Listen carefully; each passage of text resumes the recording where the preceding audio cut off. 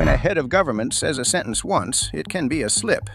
When he says it twice in the same remarks on the record after being told he never said it, that is a position. Sunday, opening his cabinet meeting, Benjamin Netanyahu rejected the 15-point Gaza roadmap on the table. Then he addressed the people disputing it and, as NBC renders it, said, "So here I am saying it again. Israel rejects the 15-point document." Tonight's file: what that document actually is, who wrote it, who accepted it, and what a rejection said twice does to a ceasefire that is supposed to have a next phase. The document first, precisely. The 15-point roadmap was issued on July 30th by the Board of Peace, the American-led body President Trump chairs, designated by UN Security Council resolution to oversee Gaza's transition. Its architecture, in one breath: Hamas disarms, in phases, in exchange for a full Israeli withdrawal. Governance passes to an independent Palestinian National Committee. Security comes from an International Stabilization Force, planned at roughly 20,000 troops. And one wrinkle from inside the plan's own camp, per Al Jazeera, the board itself said this week that withdrawal happens only after disarmament is complete.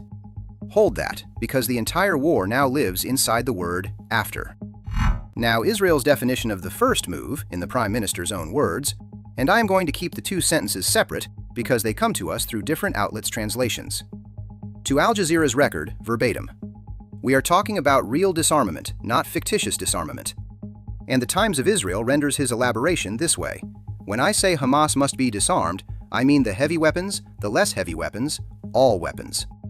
That is the fullest public accounting Netanyahu has given of what Israel requires before its forces leave Gaza, and it is a maximal one. Total disarmament, verified, first, before withdrawal begins. No partial phase, no tandem sequence.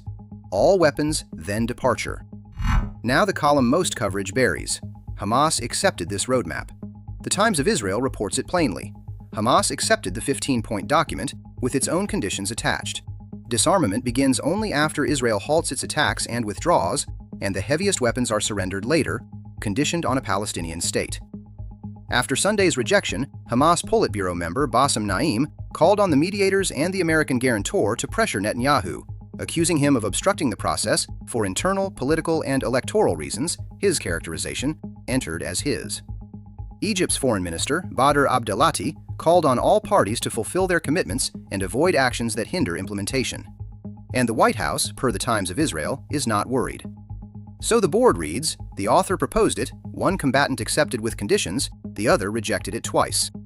Strip the delivery away and the deadlock is a sequencing knot, drawn tight from both ends. Israel says, forces stay until Hamas has fully disarmed. Hamas says, no disarming until the attacks stop and forces leave. Each side has made the other's first move its precondition, which means the plan's phases have no phase one. And there is a calendar wrapped around the knot. Israel votes on October 27th, and Al Jazeera reports successive surveys show Netanyahu on course to lose. The former Israeli Consul General Alon Pincus, in Al Jazeera's analysis, reads it bluntly. This is all about the forever war and the election. His read entered as his. What is not a read, but a record, Finance Minister Bezalel Smotrich publicly praised the rejection. The coalition's right flank wanted this answer, and it got it, twice. The ground truth while the knot holds.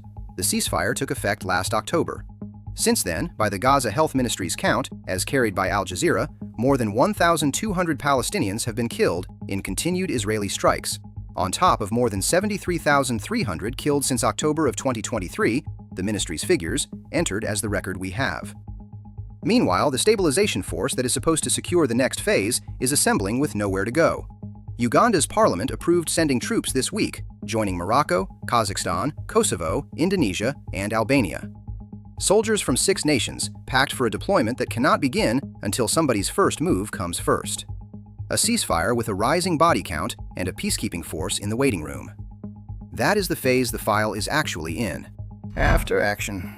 A plan with an author, an acceptor, and a rejecter is not a stalemate of equals. And a rejection delivered twice on purpose is not a negotiating slip.